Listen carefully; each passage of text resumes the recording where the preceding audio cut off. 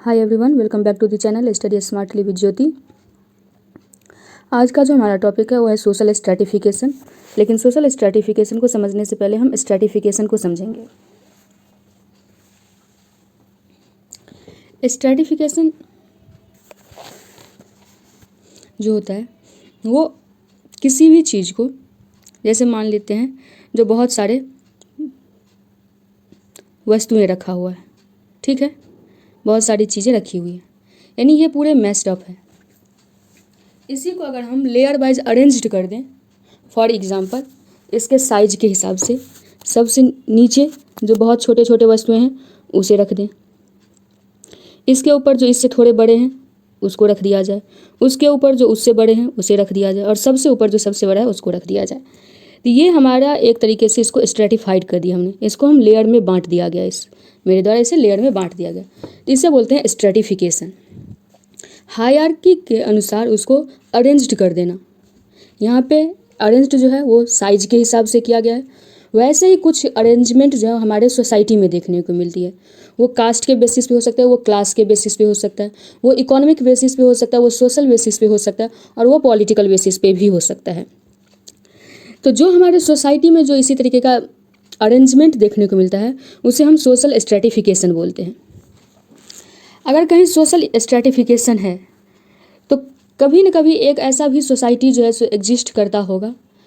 वैसे तो इसको माना जाता है, इगैलिटेरियन सोसाइटी को एक यूटोपिया माना जाता है।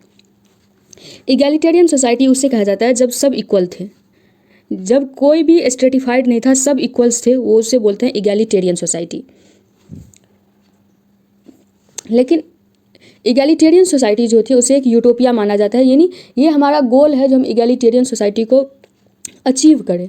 लेकिन कभी भी इगैलिटेरियन सोसाइटी एग्जिस्ट नहीं किया है, किसी न किसी बेसिस पे हमें डिफरेंशिएशन देखने को मिला है। फॉर एग्जांपल जो हमारा प्रिमिटिव सोसाइटी है उसे हम लोग इगैलिटेरियन सोसाइटी के एग्जांपल्स में रख लेते हैं। लेकिन जब हमारा प्रिमिटिव सोसाइटी, जब हंटिंग और गैदरिंग्स का काम होता था, उस समय भी जो मोस्टली गैदरिंग्स है, यानी सामान को इकट्ठा करना, फल फूल को इकट्ठा करना, ये वीमेंस के द्वारा किया जाता रहा है। और जो हंटिंग है ये मेन के द्वारा किया जा रहा है। मेन जो है वो ग्रुप में जा कर के और हंटिंग कर रहे हैं। उसमें कुछ वीमेंस भी हो सकती हैं, लेकिन मोस्टली जो हंटिंग में पार्टिसिपेट करते हैं वो मेन होंगे। और जो मोस्टली गैदरिंग के वर्क में अपने आप को बिजी रखती थी, जो गैदरिंग्स का काम करती थी, वो वीमेंस होती थी।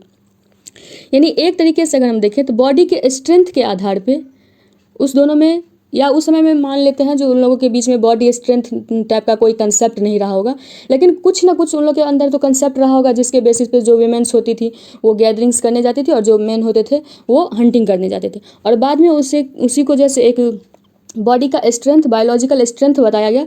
जो मेन जो है वो बायोलॉजिकली ज़्यादा स्ट्रॉन्ग होते हैं देन वीमेन, इसलिए जो हार्ड वर्क होता है वो मेन के द्वारा किया जाता है, जो बहुत ज़्यादा लेबोरियस टास्क होता है वो मेन के द्वारा किया जाता है। और जो वीमेंस को जो है हमारा सोसाइटी शुरू से ही जो है उतना स्ट्रॉन्ग नहीं दिखता है जितना कि मेन को देखता है। तो एक तरीके से हम कह सकते हैं मेन और वीमेन का स्ट्रेटिफिकेशन था, लेकिन बहुत ही स्ट्रॉन्ग स्ट्रेटिफिकेशन था, बहुत ही स्ट्रॉन्ग डिवीज़न था मेन और वीमेन का। ऐसा हमें देखने को नहीं मिलता है उस सोसाइटी में।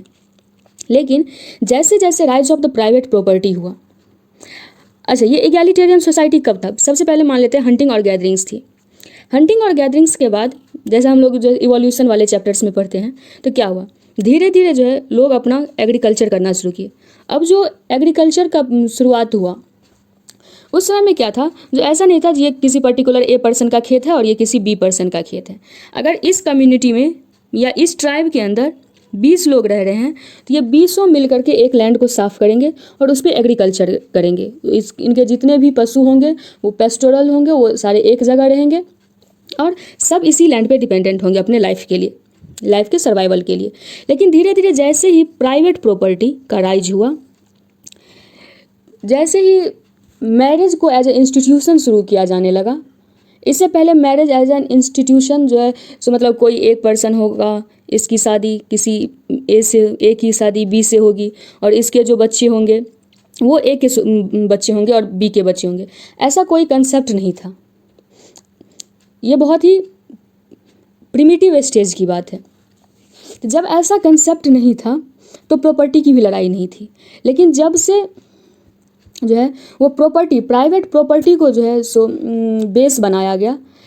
तो जैसे ही प्राइवेट प्रॉपर्टी की बात आएगी, या बहुत सारे जो सोशोलॉजिस्ट हैं वो जब से जो है सो मैरिज का कंसेप्ट आने लगा, या विमेंस के साथ के रिलेशन का जो है सो कंसेप्ट आने लगा हमारे सोसाइटी में, उसी समय से हो गया। जब इसके जो उससे पहले क्या होता था, जैसे कि अब बच्चे हुए तो वो बच्चे किसी एक के बच्चे नहीं होते थे, बल्कि वो कम्युनिटी के बच्चे होते थे, और पूरे कम्युनिटी मिल करके उसको बड़ा करता था, उसके डेवलपमेंट में अपना रोल निभाता था। लेकिन जैसे ही किसी ए और बी के ऑफ स्प्रिंग के रूप में सी आएगा, तो जो भी ए और बी का जो है प्रॉपर्टी होगा, वो जो भी काम करागा वो चाहेगा जो वो मेरे बाद इनहेरिट हो जाए सी को। तो इसी से राइज हुआ प्राइवेट प्रॉपर्टी का। और जैसे ही प्राइवेट प्रॉपर्टी का राइज हुआ, तो कुछ लोग ऐसे हुए जिनके पास कुछ एडवांटेज रहा और उन्होंने बड़े बड़े लैंड्स क्लीन किए, और कुछ लोग ऐसे रहे जिनके पास एडवांटेज नहीं था, उतने टूल्स नहीं थे, तो वो क्या करेंगे, अब ए के पास लैंड है और बी के पास लैंड नहीं है, तो ए के लैंड में बी जा करके और काम करना शुरू कर देगा। एक तरीके से बोले तो ए जो है ये मास्टर बन गया और बी जो है वो स्लेव बन गया या वर्कर बन गया। अब ये कंसेप्ट ऑफ मास्टर और स्लेव जो है ये हमें सबसे ज़्यादा डोमिनेंट जहाँ दिखता है वो जब हम 7th 8th सेंचुरी की बात करते हैं या उससे पहले की सेंचुरी की बात करते हैं, तो ये चीज़ें हमें देखने को मिलती है यूरोप में, और बाद में यही चीज़ें हमें देखने को मिलती है सदर्न जो यूएसए है उस वाले पार्ट में हमें देखने को मिलता है। पहले मास्टर स्लेव से रिलेशनशिप शुरू हुआ, और जैसे जैसे जैसे हमारा एग्रीकल्चरल डेवलपमेंट होते गया तो किंग हुआ, किंग के बाद जो है फ्यूडल लॉर्ड्स आ गए। किंग मोस्टली जैसे कह सकते हैं मास्टर होता था, और जो उसके अंदर काम करते थे वो स्लेव्स होते थे और लेबरर्स होते थे, वर्कर्स होते थे। जैसे ही फ्यूडल एरा आया, फ्यूडल एरा का मतलब हो गया जब कोई एक राजा बहुत स्ट्रांग नहीं रह गया हो और उसके अंदर जो नोबल्स थे, उसके अंदर जो छोटे छोटे राजा थे, जो छोटे छोटे प्रांत थे, उसके अंदर जो रीजनल हेड थे, वो अपने आप को स्ट्रांग करना शुरू कर दिया, और वो जो राजा के बदले जो काम करते थे, राजा का जो लैंड था, अब जो राजा का लैंड उसके अंदर है उस पर वो अपना प्रभुत्व रखने लगा, अपना सॉवरेंटी रखने लगा, और वो अपने अंदर जो है सो बहुत सारे वर्कर्स को रखना शुरू कर दिया। ये वाला जब आया एरा, तो उस समय को हम बोलते हैं फ्यूडल एरा। फ्यूडल एरा में क्या होगा, तो अब कोई एक फ्यूडल लॉर्ड होगा, यानी फ्यूडल लॉर्ड यानी जिसके पास ज़मीन है, और दूसरा होगा सर्फ, यानी वे लोग जो उसके लैंड पे अपना श्रम, अपना लेबर देते हैं और काम करते हैं। और धीरे धीरे जब ये एरा गया, फिर उसके बाद हमें देखने को मिलता है rise of capitalism. 14th 15th century में हमें कैपिटलिज्म का राइज हमें देखने को मिलता है। जब कैपिटलिज्म आया तो इसमें भी दो ग्रुप आए, वही जो फ्यूडल लॉर्ड्स थे वो अब कौन बन गया, यानी पहले मास्टर, मास्टर से फ्यूडल लॉर्ड, और वही फ्यूडल लॉर्ड अब बन गए हैं कैपिटलिस्ट, या अगर हम मार्क्स की भाषा में बात करें तो बुर्जुआजीज बन गए। और जो पहले स्लेव्स थे बाद में लेबरर्स बने या पीजेंट्स बने, सर्व्स बने, और वही बाद में प्रोलिटेरिएट बन गए, और उसी को हम वर्किंग क्लास कह सकते हैं, लेबरर्स कह सकते हैं, वो जो आज के समय में चल रहा है। तो अगर हम स्ट्रैटिफिकेशन को समझने की कोशिश करें, तब मुझे उम्मीद है जो अच्छे से आप लोगों को स्ट्रैटिफिकेशन क्या होता है वो समझ में आ गया। जैसे एक लेयर वो जो मास्टर का, और दूसरा उसके अंदर काम करने वाले स्लेव्स, एक लेयर फ्यूडल लॉर्ड्स का, दूसरा सर्व्स का, पीजेंट्स का, एक लेयर बुर्जुआजीज कैपिटलिस्ट का, उसके नीचे का लेयर वर्कर्स का। अब ये स्ट्रैटिफिकेशन जब भी हम लोगों ने देखा तो क्या देखा, ऊपर जो है वो कम लोग हैं और नीचे ज़्यादा है, यानी राजा कोई एक होगा और उसके नीचे काम करने वाले बहुत से होंगे। कैपिटलिस्ट कोई एक होगा, कंपनी जिसकी होगी कोई एक होगा, और उसके नीचे बहुत सारे वर्कर्स होंगे। इस तरीके से हम देख रहे हैं। जब हम इसी चैप्टर में सोशल मोबिलिटी की बात करेंगे तब हम इससे और थोड़ा अच्छे से समझने की कोशिश करेंगे, तो कैसे यहाँ का पर्सन यहाँ पहुँच सकता है और यहाँ का पर्सन यहाँ, इसी को बोलते हैं सोशल मोबिलिटी। यानी जो नीचे है वो चाहे वो स्टेटस के कारण, प्रेस्टीज के कारण, वेल्थ के कारण, जिस पावर के कारण, उसका जब राइज होगा या उसका जो फॉल होगा, उसी को हम सोशल मोबिलिटी के अंदर पढ़ेंगे, सोशल मोबिलिटी टॉपिक के अंदर पढ़ेंगे। तो हम सबसे पहले अब स्ट्रैटिफिकेशन को देखेंगे। तो स्ट्रैटिफिकेशन क्या होगा, तो स्ट्रैटिफिकेशन में जब सबसे पहली बात समझ में आई, ये हायरार्कियल होता है, hierarchical arrangement of individual in group. यानी जब हम स्ट्रैटिफिकेशन की बात करते हैं तो इसमें एक पर्सन की बात नहीं करते हैं, स्ट्रेटिफिकेशन में हम जब भी बात करेंगे तो ग्रुप की बात करेंगे। कोई एक पर्सन नहीं होता है जो नीचे स्ट्रेटिफिकेशन में होता है, वो एक ग्रुप होता है जो कि एक पर्टिकुलर स्टेटस पे अपने आप को रखता है, या सोसाइटी उसे एक पर्टिकुलर प्लेस पे रखती है। तो जब hierarchical arrangement of individuals in group बात करेंगे तो वो होता है सोशल स्ट्रेटिफिकेशन। सोशल स्ट्रेटिफिकेशन के हमें 3 जो इंपॉर्टेंट कैरेक्टरिस्टिक याद करके रखने हैं। पहला तो hierarchical arrangement of individual in group. Second cheese, it deals with the unequal distribution of rewards.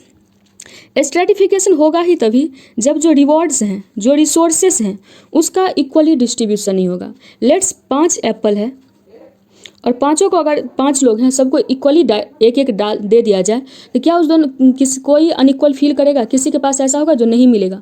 लेकिन अगर 5 एप्पल हैं इसमें से और 5 पर्सन हैं, इसमें से 3 एप्पल किसी एक को दे दिया जाए और बाद बाकी जो 2 एप्पल्स बचे इसमें जो है नेक्स्ट 4 लोगों को बोला जाए जिसमें से बांट लो, तो क्या हो गया? जो रिवॉर्ड्स था ये एप्पल, इसका इक्वली डिस्ट्रीब्यूशन नहीं हुआ, अनइक्वल डिस्ट्रीब्यूशन हुआ।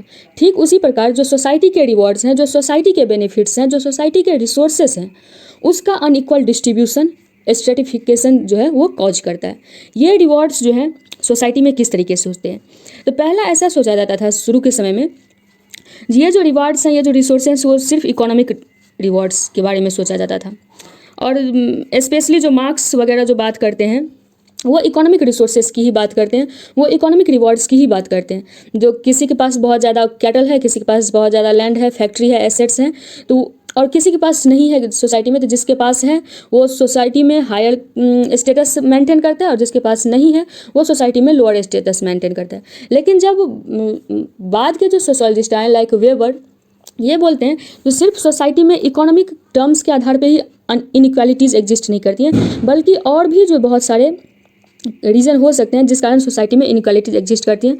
फॉर एग्जांपल इन्होंने बोला जो ये रिवॉर्ड्स हैं, रिवॉर्ड्स का जो अनइक्वल डिस्ट्रीब्यूशन है, ये रिवॉर्ड्स के जो अनइक्वल डिस्ट्रीब्यूशन है वो 3 तरीके से होते हैं। पहला तो वेल्थ के आधार पे, जिसको कि हम इकोनॉमिक भी कह सकते हैं, वेल्थ। दूसरा प्रेस्टीज, प्रेस्टीज या एस्टीम इन सोसाइटी। और तीसरा पावर। पावर के बारे में हम पढ़ेंगे जब हम पावर एलिट वगैरह थ्योरी से पढ़ेंगे। सी राइट्स मिल के बारे में हमने शुरुआती चैप्टर्स में पढ़ा था, जिन्होंने सोशोलॉजिकल इमेजिनेशन का कंसेप्ट दिया था, उन्हीं का एक कंसेप्ट है पावर एलिट का। तो इसको जब हम पावर एलिट के थ्योरी को पढ़ेंगे तो पावर कैसे हमारी सोसाइटी में डिफ्रेंसिएशन क्रिएट करता है उस चीज़ के बारे में पढ़ेंगे। वैसे अगर हम अपने सोसाइटी में एक सिंपल एग्जांपल्स लें तो अगर हम पावर को देखना चाहें तो एक पॉलिटी के एग्जांपल्स ले लेते हैं, लेकिन उसमें हम पावर को सिर्फ पॉलिटी से जोड़ करके नहीं देखेंगे बल्कि अदर डायमेंशंस में भी देखेंगे।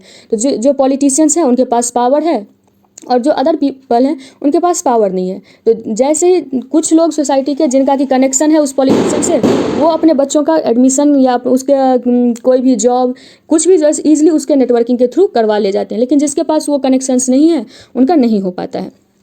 प्रेस्टीज की अगर हम बात करें तो प्रेस्टीज हो गया या फिर एस्टीम या ऑनर जो भी बोले, वो सोशल पोजीशन से जुड़ा हुआ है। सोशल पोजीशन जैसे कि सोसाइटी में जो एल्डर्स हैं उनको ज़्यादा रिस्पेक्ट मिलेगा, जो हमारे घर में बड़े हैं उनको ज़्यादा रिस्पेक्ट मिलेगा, तो ये प्रेस्टीज की बात होगी।